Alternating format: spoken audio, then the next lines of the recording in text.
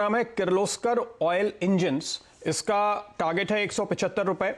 NSE पे इसका code है किर्लोस ENG, तो इसको कुछ लोग किर्लोस्कर इंजीनियरिंग पढ़ते हैं। किर्लोस्कर ऑयल इंजन स्टॉक का नाम है। बीएसई का कोड है 533293। किर्लोस्कर ग्रुप की ये फ्लैगशिप कंपनी है और इस स्टॉक को खरीदने की वजह देखिए, ये कंपनी बनाती है engines, pump set, power tillers वगैरह वगैरह वगैरह। और यहां पर इस वक्त खरीदने की राय मैं इसलिए दे रहा हूं क्योंकि आप इस पूरे इंजीनियरिंग सेगमेंट पे नजर डालेंगे तो ये शायद सबसे सस्ता स्टॉक है, मुश्किल से 10 से 11 के पीई के आसपास। जहां पे आप क्यूमिंस जैसी बड़ी कंपनीज को देखते हैं, इससे 2 से 3 गुना के मल्टीपल्स पे वो स्टॉक्स ट्रेड होते हैं। इस कंपनी में अगर आप देखेंगे, इसकी बुक वैल्यू है 124 रुपए, तो अभी भी अपनी बुक वैल्यू के आसपास ही ये स्टॉक मिल रहा है। आज के माहौल में जब निफ्टी 14,000 पे है, ऐसे स्टॉक जो अपने वैल्यूएशन के बेस के आसपास है, बुक वैल्यू के आसपास हैं, उन पे आपको खरीदारी के लिए शानदार मौके दिखते हैं। इस लेवल पर भी 3.25% की डिविडेंड यील्ड आती है, तो किसी भी पैमाने पर देखिए आपको इस समय इस लेवल पे खरीदारी का मौका साफ तौर पे इस स्टॉक पे नजर आएगा। अच्छा, बिजनेस पे नजर डालते हैं। खरीदारी की वजह, वैल्यूएशन तो आपके सामने है, लेकिन कारोबार कैसा है और आगे क्या उम्मीद है। अब देखिए, सितंबर क्वार्टर में इसने अपना बिजनेस पूरा नॉर्मलाइज कर लिया, तो लीड ली है इस मामले में। सितंबर क्वार्टर में ही बिजनेस नॉर्मल हो गया तो आगे का बिजनेस और बेहतर होता हुआ नजर आएगा, क्योंकि सितंबर क्वार्टर की मार्जिन पिछले 6 क्वार्टर की हाईएस्ट मार्जिन थी। यानी दिसंबर क्वार्टर में भी आप इस कंपनी से अच्छे नतीजे की उम्मीद करेंगे, क्योंकि मुश्किल वक्त में जिस कंपनी ने ग्रोथ दिखाई और जिस कंपनी ने अपनी मार्जिन को 1.5 साल के हाईएस्ट लेवल पर लाकर रख दिया, उससे आपको अंदाजा लगेगा कि बाजार में कितना ट्रैक्शन है। क्योंकि आप मार्जिन कब हाईएस्ट कर सकते हैं, जब आपके पास प्राइसिंग पावर हो, आप अपने प्रोडक्ट के दाम बढ़ा सकते हैं, उसके बाद भी आपका प्रोडक्ट बड़े पैमाने पर बिक रहा है। तो यह वजह, क्योंकि यहां पर आपको दिसंबर में भी अच्छे नतीजों की उम्मीद होगी। दूसरी बात, ये डीजल पंप सेट बनाते हैं, डीजल से चलने वाले दूसरे एग्री इक्विपमेंट्स बनाते हैं, जिनका इस्तेमाल मोटे तौर पे गांवों में होता है। अब आपने देखा, सरकार ने बड़े पैमाने पर गांवों में पैसे डाले हैं, रूरल इकोनॉमी इसकी वजह से बूस्ट हुई है और आप देख रहे हैं रूरल इक्विपमेंट की डिमांड। आप तमाम स्कॉट्स जैसे स्टॉक्स देखिए जहां पर बहुत ही जबरदस्त डिमांड निकल कर आ रही है। आप VST इंडस्ट्रीज जैसे स्टॉक्स देखिए जहां पर काफी डिमांड निकल कर आ रही है एग्री इक्विपमेंट की। वो आपको बताता है कि रूरल डिमांड बेहद स्ट्रांग है और इसका पूरा फायदा मिलता हुआ नजर आएगा। तीसरी बात, इस कंपनी के लिए जो दूसरा ड्राइवर है, देखिए इनके डीजल सेट्स का इस्तेमाल एक तो गांवों में होता है, क्योंकि आप खेत खेत तक तो बिजली पहुंचा नहीं सकते। दूसरे, कंस्ट्रक्शन और इंफ्रा साइट्स पे इनके प्रोडक्ट का इस्तेमाल होता है। क्यों? क्योंकि मुंबई में तो फिर भी काफी हद तक मुमकिन है, लेकिन छोटे शहरों में हर एक साइट तक आपको बिजली पहुंचाने में मुश्किल होती है, तो वहां पे एक डीजल सेट का इस्तेमाल होता है। इंफ्रास्ट्रक्चर की साइट्स जो दूर सुदूर खड़ी होती है, शहरों से दूर होती है, वहां पे इनके सेट्स का इस्तेमाल होता है। और ये दूसरा सेक्टर है जिसपे काफी तेजी से आप बूस्ट देख रहे हैं। रियल एस्टेट सेक्टर ने जो टर्न अराउंड दिखाया है, नए लॉन्चेस होते हुए नजर आ रहे हैं और जबरदस्त बुकिंग देखने को मिल रही है, तो वो जो दूसरा ग्राहक सेक्टर है वो भी तेजी में है। इनका तीसरा ग्राहक सेक्टर इंफ्रास्ट्रक्चर, जैसे मैंने आपको बताया, सरकार ने पहले ही काफी बूस्ट किया है, पुश किया है और भी तेजी के साथ अगले बजट में आपको इंफ्रा पुश देखने को मिलेगा। तो जब कंपनी के ग्राहक मजबूत हो और वो अच्छी खरीदारी करते हुए, डिमांड करते हुए नजर आ रहे हो, तो जाहिर है कि कंपनी के नतीजे आने वाले दिनों में और बेहतर होंगे। अच्छा, इनकी एक सब्सिडरी है ला गज्जर मशीन्स करके, और वो उन्होंने अब वहां पर करीब करीब 3/4 स्टेक अपना बढ़ा के कर लिया है।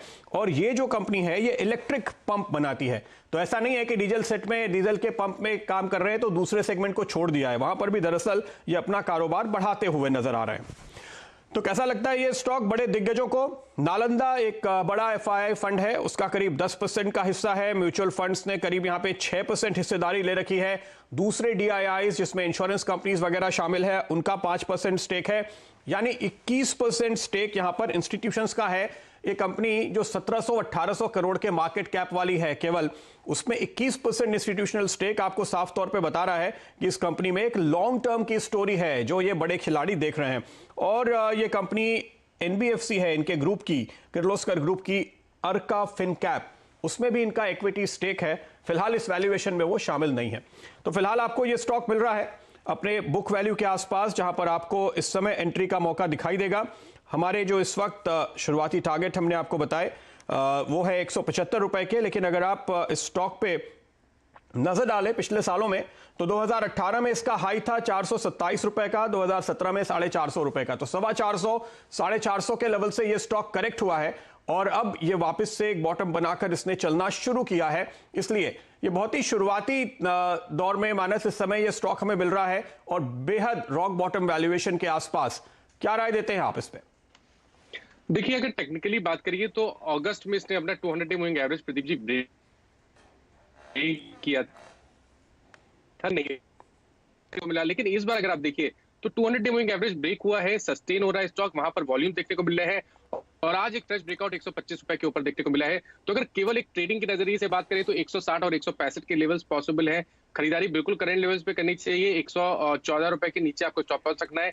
लेकिन अगर थोड़ा नजरिया बड़ा हो तो मैं समझता हूँ कि पूरा रिट्रेस करेगा। जो 450 के हाईज बने थे, वहां से करीब 69 के आसपास के लोज बने, उस पूरे जो क्रैक था उसको रिट्रेस करेगा 50% तक। तो मेरी राय में उस केस में 225 और 230 तक के लेवल्स भी देखने को मिलते हैं। हालांकि इसमें थोड़ा समय लगेगा। अगर आपके पास 8 से 10 मंथ का समय है तो बिल्कुल स्टॉक में बने रहिए, आपको शायद 225 तक के लेवल्स भी देखने को मिलेंगे। बिल्कुल 225 तक के लेवल देखने को मिलेंगे, मानस कह रहे हैं। तो हम आमतौर पे एक के बाद एक अपग्रेड करते हैं अपने टारगेट को, वो करने का हमें मौका मिलेगा इस स्टॉक पे। मानस जो ब्रेकआउट की बात कर रहे थे 125 के पहले, अब आप अपने स्क्रीन पे ये चार्ट देख सकते हैं जहां पे आपको ये ब्रेकआउट साफ तौर पे बनता हुआ दिखाई देगा। किस तरह से 125 के आसपास ये स्टॉक लगातार अटका करीब करीब पूरे दिसंबर महीने में, और अब महीना खत्म होते होते आप उसके ऊपर एक फ्रेश ब्रेकआउट आते हुए देख रहे हैं। चलिए आगे बढ़ते हैं। अगला सवाल पवन जी हमारे साथ जुड़ रहे हैं न्यू दिल्ली से। पवन जी गुड मॉर्निंग, बताइए। हाँ good morning sir, good morning sir. मैं ये रेमको सिस्टम लिया 580 पे 100 शेयर। रेमको सिस्टम 580 की कॉस्ट है, 100 शेयर, तो फिलहाल तो आप मुनाफे में हैं करीब 20 रुपए के आसपास। पिछले 2-3 दिनों से ये थोड़ा सा अटक रहा है मानस, क्या लगता है? नहीं, मैं तो समझता हूँ ये कंसोलिडेशन है प्रदीप जी, क्योंकि अगर आप चार्ट्स में देखेंगे तो 2017 या 18 के हाईज थे 570 के आसपास, उसको भी ब्रेक कर दिया है स्टॉक ने, उसके ऊपर कंसोलिडेट हो रहा है, तो पॉजिटिव है स्टॉक के लिए। मैं समझता हूँ कि 20 डे मूविंग एवरेज ध्यान रखिए, 540 के लेवल ध्यान रखिए, उसके नीचे का आपको स्टॉप लॉस बना के रखना है, बने रहना है। मैं उम्मीद करता हूँ कि अब एक फिर से एक ब्रेकआउट देखने को मिलेगा और 650 और 675 तक के स्तर भी देखने को मिल सकते हैं। 650 और 675 के स्तर आपको देखने को मिल सकते हैं। ये कॉल आपके लिए फिलहाल रामको सिस्टम्स पे सामने आती हुई।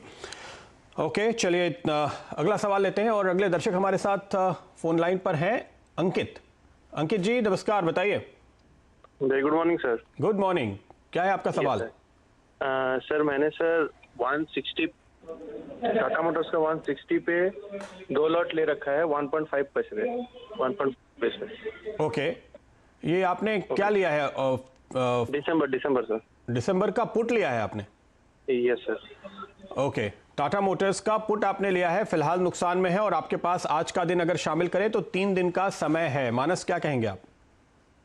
देखिए, मैं नहीं समझता कि 160 के लेवल्स के पुट में कोई प्रॉफिट होगा 3 दिनों में।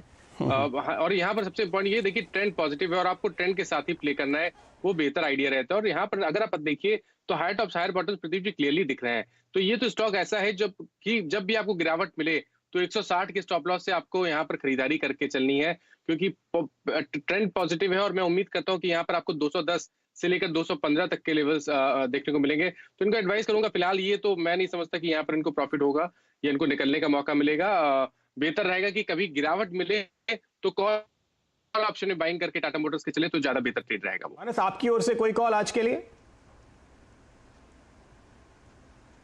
देखिए, 2 ट्रेड मेरे दिमाग में है। जो पहला ट्रेड होगा वो टेक महिंद्रा पे है, क्योंकि जो फ्लेवर है मार्केट का वो आईटी है। टेक महिंद्रा ने एक फ्रेश ब्रेकआउट दिया है तो खरीदारी करने के मौके हैं। 949 के स्टॉप लॉस रखिए, 1000 के टारगेट रहेंगे।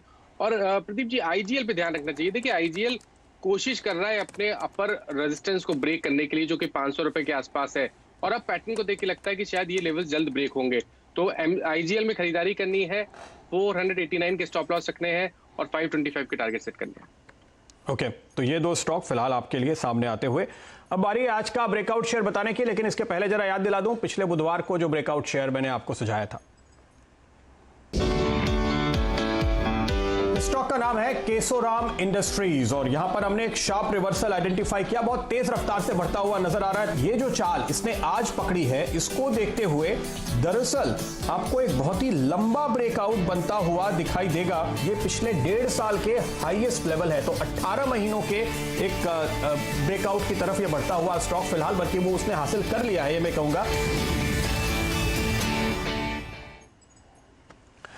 तो यह वो कॉल आपके लिए फिलहाल जो हमने आपको पिछले बुधवार को बताई थी। आज के हाईज मैंने यहां पर देखे करीब 67 रुपए के, तो 60 से 67 10% से अधिक के रिटर्न, और बुधवार से लेकर आज तक, आज चौथा दिन ही हुआ है क्योंकि शुक्रवार को तो छुट्टी थी, तो आप देख सकते हैं सिर्फ 4 दिनों में आपने शानदार कमाई की है। आपको मैं बताता हूं ऐसा ही एक और ब्रेकआउट शेयर।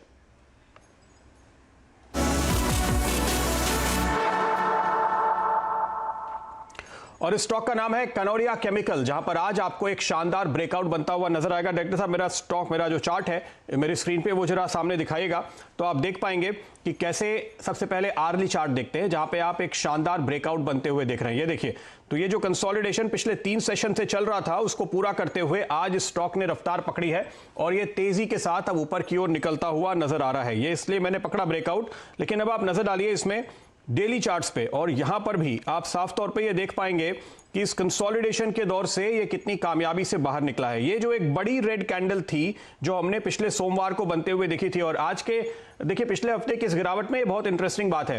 पिछले सोमवार को जो बड़ी गिरावट देखने को मिली थी, जो भी स्टॉक उसके हाइस के ऊपर निकलते हैं वहां पे आप बहुत ही शानदार फॉलोअप इसके बाद आते हुए देखते हैं, और यही हमने यहां पर होते हुए देखा। इस बीच इसने 50 दिन के मूविंग एवरेज पे सपोर्ट लिया, और आज इसने बड़ी कामयाबी के साथ 20 दिन के मूविंग एवरेज के ऊपर फिर से दौड़ लगाई है, जो ये बता रहा है कि अब ये स्टॉक अपनी एक नई तेजी के लिए साफ तौर पे तैयार होता हुआ नजर आ रहा है। मानस, जरा आप अपने चार्ट्स पे नजर डालिए। जबरदस्त खरीदारी अच्छे वॉल्यूम के साथ और एक के बाद एक हर्डल्स को ये बात करते करते पार कर रहा है कनौरिया केमिकल। क्या राय देंगे आप? देखिए, आपने टेक्निकली तो बहुत ही अच्छे से समझा दिया चार्ट्स पे, और बिल्कुल सही आप कह रहे हैं कि देखिए 20 डे मूविंग एवरेज ब्रेक हुआ है, और जो एक हर्डल था 45 रुपए के आसपास, उसको स्टॉक ने ब्रेक किया है। वहां पर वॉल्यूम देखने को मिले हैं, तो सब कुछ पॉजिटिव है स्टॉक के लिए। मेरा जो टारगेट होगा वो 55 रुपीज के आसपास होगा। ट्रेडिंग का नजरिया अगर आपका है आने वाले 2 से 3 दिनों का, तो 55 के टारगेट सेट करें, करंट लेवल्स पे खरीदारी करें और 44 के नीचे स्टॉप लॉस रखें।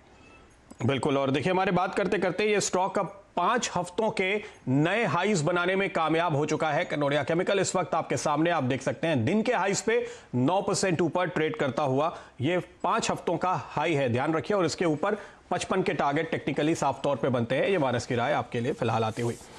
चलिए, बहुत बहुत शुक्रिया मानस आपका हमारे साथ जुड़ने के लिए, इन सारे स्टॉक्स पर अपनी राय देने के लिए और आपकी पसंद के शानदार ट्रेडिंग आइडियाज हमारे दर्शकों के साथ शेयर करने के लिए।